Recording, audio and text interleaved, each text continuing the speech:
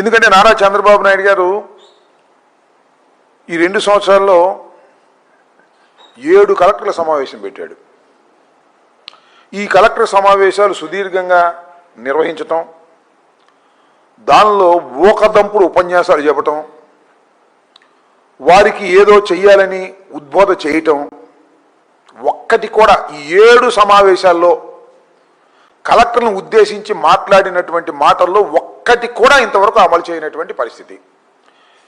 7 సమావేశాలు మాత్రం చాలా ఆర్భాటంగా చేశారు. మొదటి కాన్ఫరెన్స్ కలెక్టర్ల కాన్ఫరెన్స్, సమర్థులకే ప్రోత్సాహం. ఎవరు సమర్థులు?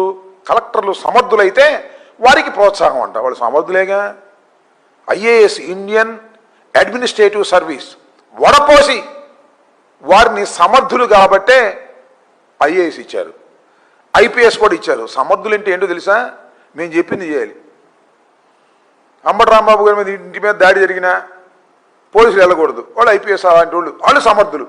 అలాంటి వాళ్ళని అక్కడే కొనసాగిస్తా అంట 5 సంవత్సరాలు 6 సంవత్సరాలు కూడా.